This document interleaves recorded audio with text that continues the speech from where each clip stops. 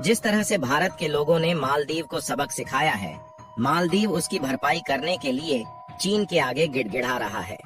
आपको बता दें कि मालदीव के राष्ट्रपति मोहम्मद मुइज्जू चीन पहुंचे हुए हैं और चीन के राष्ट्रपति से मालदीव को अच्छा टूरिज्म सेक्टर बनाने के लिए इन्वेस्ट करने की बात कर रहे हैं, जिससे चीन और मालदीव के बीच ज्यादा से ज्यादा फ्लाइट उड़ान भर सके और जो क्रूज शिप है उनकी संख्या में भी बढ़ोतरी की जा सके। लेकिन अब चीन पहले की तरह नहीं रहा, क्योंकि वह पहले से ही कर्ज में डूबा हुआ है और मालदीव के जिन 3 मंत्रियों ने गंध फैलाई थी वह पूरे इंटरनेशनल में फैल चुकी है। फिलहाल चीन से पहले मालदीव के राष्ट्रपति तुर्की गए हुए थे और तुर्की ने जिस तरह से मालदीव का स्वागत किया है, इससे मालदीव दोबारा तुर्की जाने के बारे में नहीं सोचने वाले हैं। मालदीव के राष्ट्रपति मोहम्मद मुइज्जू तुर्की से कर्ज लेने के लिए पहुंचे हुए थे, लेकिन तुर्की इस समय खुद अपने देश को नहीं बचा पा रहा है। भला वह मालदीव की मदद कैसे करेगा? तुर्की में खुद महंगाई 26% के ऊपर पहुंच चुकी है, जिससे तुर्की अपनी अर्थव्यवस्था को बचाने में नाकामयाबी हासिल कर रहा है। और जिस तरह से भारत के लोगों ने एकजुट होकर मालदीव की खटिया खड़ी की है, उससे मालदीव के सभी मंत्रियों को अपनी औकात समझ में आ गई है और वह माफी मांग रहे हैं। मालदीव के मंत्री खुद अपने राष्ट्रपति की बात को मानने के लिए तैयार नहीं है और उन्हें मोहम्मद मुइज्जू पर बिल्कुल भी भरोसा नहीं है। यानी कि देखा जाए तो मालदीव के लोग प्लान कर रहे हैं कि मालदीव के राष्ट्रपति को ही उनकी गद्दी से हटा दिया जाए। भारत और मालदीव के इस विवाद में कुछ नई अपडेट आई है, जिसे हम इस वीडियो में बताने वाले हैं। लेकिन आगे बढ़ने से पहले भारत के इस महान कारनामे के लिए इस वीडियो को एक लाइक और चैनल को सब्सक्राइब जरूर कीजिएगा।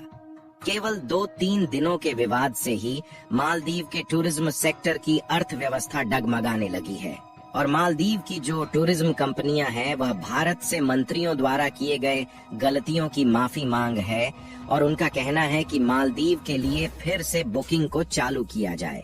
आपको बता दें कि इस समय तक लगभग 16,000 होटल्स की बुकिंग और 9,000 एयर टिकट कैंसिल हो चुके हैं। और अगर आप ध्यान दें तो यह एक बहुत बड़ा नंबर है जो कि मालदीव की अर्थव्यवस्था में अपना योगदान देता है।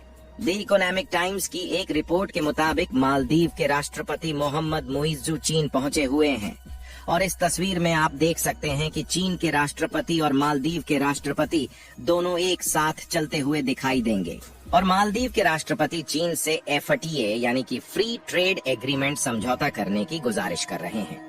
फिलहाल देखा जाए तो मालदीव जितना कर्जा लिया है उसमें 37% शेयर केवल चीन का है और मालदीव अभी भी चीन का कर्जदार है, लेकिन फिर भी मालदीव चीन से FTA साइन कर लेना चाहता है, जिससे वह गुड्स को ड्यूटी फ्री इंपोर्ट और एक्सपोर्ट कर सके।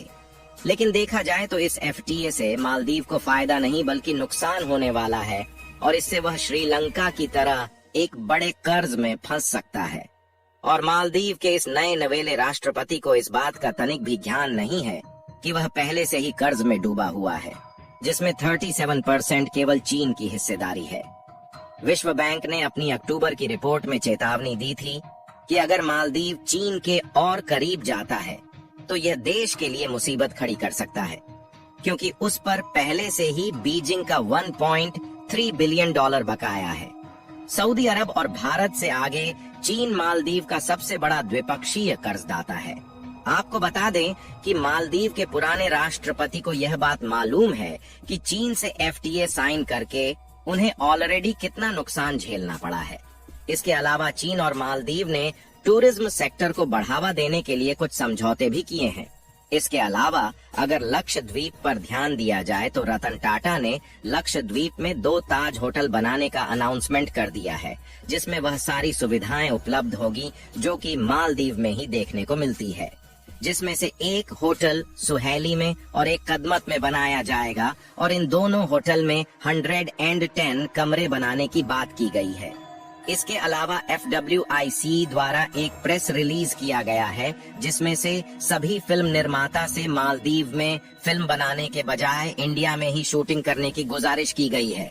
यानी आप देख सकते हैं कि भारत के लोगों का मालदीव के खिलाफ एक्शन स्टार्ट हो चुका है और मालदीव की जो टूरिज्म इंडस्ट्री है वह माइनस फेज में जाना शुरू हो चुकी है।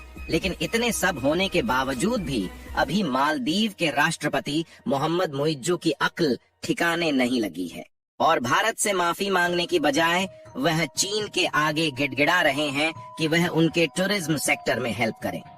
भारत और मालदीव का ये जो विवाद है, ये इंटरनेशनल लेवल पर पहुंचना शुरू हो चुका है। आपको बता दें कि हाल ही में यूएई के प्रेसिडेंट मोहम्मद बिन जायद गुजरात में एक समिट में आए हुए थे, जिसमें भारत और यूएई के ट्रेड रिलेशंस को बढ़ावा देने की बात की गई, यानी कि फ्री ट्रेड एग्रीमेंट से बायलैटरल ट्रेड का भी समझौता किया गया।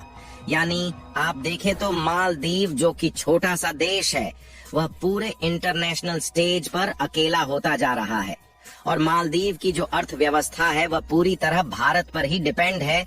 यहाँ तक कि खाने पीने के प्रोडक्ट से लेकर और क्लॉथ और लकड़ी के आइटम भी भारत ही मालदीव को सस्ते दामों में एक्सपोर्ट करता है। और मालदीव की इंडस्ट्री केवल टूरिज्म सेक्टर पर ही टिकी हुई है, जिसमें सबसे बड़ा हम भारतीयों का योगदान है। अगर आप इस मैप में देखेंगे तो भारत ही एक ऐसा देश है जो मालदीव के सबसे ज्यादा नजदीक है और भारत हमेशा से ही मालदीव की मदद करता आया है।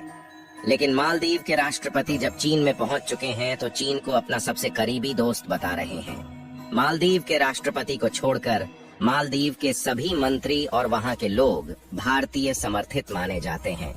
और इस समय ईज माई ट्रिप, जो कि ट्रिप मैनेजमेंट का एक प्लेटफॉर्म है, उसके सीईओ ने मालदीव की सभी बुकिंग को बंद कर दिया है और मालदीव के बजाय लक्षद्वीप के बुकिंग को बढ़ावा दिया जा रहा है। और जब मालदीव की टूरिज्म इंडस्ट्री का नुकसान होने लगा तो Maldives association of tourism industry यानी MITI ईज माई ट्रिप से मालदीव की बुकिंग को चालू करने के लिए गुजारिश कर रही है। अभी तक तो मालदीव के ऊपर केवल भारत के लोगों ने ही एक्शन लेना शुरू किया है और यदि मालदीव की हरकतें इसी तरह बढ़ती रही तो भारत सरकार भी जल्द ही मालदीव के खिलाफ कदम उठा सकती है। भारत मालदीव को आलू, टमाटर, प्याज यानी कि खाने पीने के लगभग सभी आइटम सबसे सस्ते दामों में एक्सपोर्ट करता है। यहाँ तक कि लकड़ी और प्लास्टिक के आइटम भी मालदीव भारत से ही सोर्स करता है। और यदि भारत यही एक्सपोर्ट मालदीव को बंद कर दे तो मालदीव कहीं का नहीं बचने वाला। और अभी भारत चीन के द्वारा मालदीव को दिए जाने वाली प्रक्रिया के इंतजार में है और यदि चीन मालदीव की मदद करता है तो भारत सरकार मालदीव के खिलाफ कड़ी से कड़ी कार्यवाही करने वाली है। फिलहाल देखा जाए तो भारत के लोगों ने तो मालदीव को बायकॉट करने का कदम आगे बढ़ा दिया है और जिस तरह से एयर टिकट और होटल की बुकिंग कैंसिल हुई है, उससे मालदीव के टूरिज्म इंडस्ट्रीज को भारत के लोगों का अभाव होने लगा। भारत ने इस समय लक्षद्वीप में 5G नेटवर्क उपलब्ध कराने के भी अपने कदम को आगे बढ़ा दिया है। भारत के लोगों ने जिस तरह से एकजुट होकर मालदीव को बॉयकॉट किया है, उसके लिए इस वीडियो को एक लाइक जरूर करें। बाकी आप लोगों का इसके बारे में क्या सोचना है, अपनी राय कमेंट में जरूर बताएं और इस वीडियो को अपने मित्रों तक शेयर करें ताकि उन्हें भी जानकारी मिल सके और चैनल को सब्सक्राइब करके बेल नोटिफिकेशन को ऑल पर जरूर रखें।